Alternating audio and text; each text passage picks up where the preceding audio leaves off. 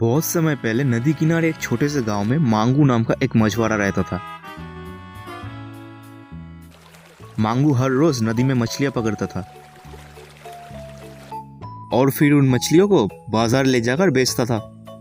बेचने के बाद जो पैसा मिलता उन्हीं पैसों से मांगू अपना गुजारा करता। ऐसे ही चलता रहा, लेकिन कुछ दिनों के बाद अचानक नदी में से मछलियां कम होने लगा।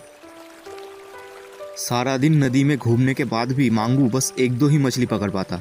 अरे ये बस एक मछली से क्या होगा, चलो इसे नदी में ही छोड़ देता हूँ। ऐसे ही मांगू खाली हाथ घर लौट आता। एक दिन मांगू के बीवी ने मांगू से कहा, अरे कब तक अभी भी खाली हाथ घर लौटोगे? अगर ऐसे ही कुछ दिन और चले तो हम लोग भूखे ही मर जाएंगे। ये सुनकर मांगू बहुत चिंतित हो गया। रात को मांगू ने सोचा, इतने दिनों से मछली पकड़ने के कारण शायद नदी में मछलियां खत्म हो गया है। ठीक है, कल मैं जंगल के पास वाले नदी में मछली पकड़ने जाऊंगा। ऐसा सोच के मांगू सो गया। फिर अगले दिन सुबह, देखो कमला, आज मुझे घर लौटने में थोड़ा देर हो जाएगा। क्यों जी? आज मैं जंगल के पास वाले नदी में मछली पकड़ने जाऊंगा। लेकिन मैंने सुना है उस नदी में एक दानव रहते हैं। अरे नहीं नहीं, ऐसा कुछ भी नहीं है। उस नदी में बहुत सारे मछलियां हैं, इसलिए वहाँ के लोग ऐसा अफवाह फैला के रखते हैं ताकि बाहर से कोई मछलियां ना पकड़ पाए। लेकिन मुझे बहुत डर लग रहा है। अरे कमला, तुम बेकार में ही डर रही हो। चलो अब हटो, मुझे जाने दो, देर हो रहा है मुझे। ठीक है, अपना ख्याल रखना। मांगू खुश होकर जंगल की ओर चल पड़ा। जंगल के नदी में इतने सारे मछली देखकर मांगू बहुत ज्यादा खुश हो गया। अरे वाह, इतना सारा मछली, चलो जल्दी से पकड़ के घर चलता हूँ। ऐसा सोच के मांगू ने नदी में जाल फेंका और बस कुछ ही देर में मांगू को बहुत सारा मछलियाँ मिल गया। चलो आज के लिए इतना मछली काफ़ी है। ऐसा सोच के मांगू जाल उठा नहीं पाला था कि तभी एक बड़ी सी मछली आके मांगू के जाल को ऐसा खींचा कि मांगू खुद भी पानी में गिर गया। क्यों रे?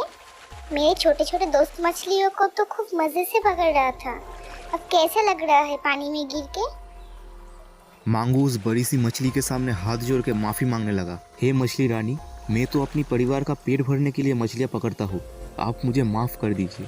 मैं तुझे माफ कर दूंगा, लेकिन तुझे मुझसे वादा करना होगा कि आगे से मेरे मछली दोस्तों को तो नहीं पकड़ेगा।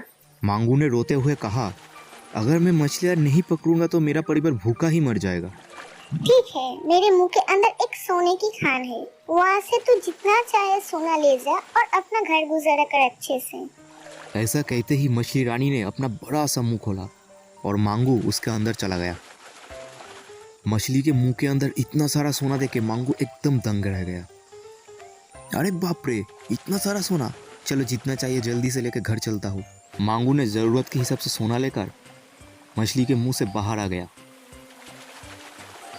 आपका धन्यवाद मछली रानी, आपका ये एहसान मैं कभी नहीं भूलूंगा।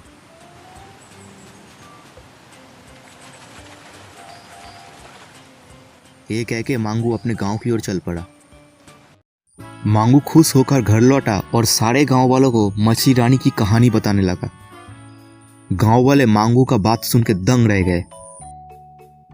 तभी उसमें से गोपू नाम के एक आदमी ने सोचा, अगर मैं उस मछली रानी को पकड़ लूं तो पूरा सोने का खान मेरा हो जाएगा, फिर तो मैं बहुत ज्यादा अमीर हो जाऊंगा। ऐसा सोच के अगले दिन सुबह ही गोपू ने एक बड़ा सा मछली पकड़ने के जाल लेकर जंगल वाले नदी के पास गया।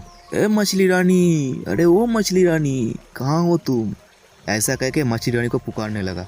गोकू के बुलाने पे मछली रानी वहाँ पे आ गई और गोपू ने तभी बड़ा सा जाल मछली रानी के ऊपर फेंक दिया। लेकिन मछली रानी ने एक झटके में गोपू को जाल समेत नदी में खींच लिया और गोपू का पैर मुंह में दबा के दूर समंदर की ओर चला गया।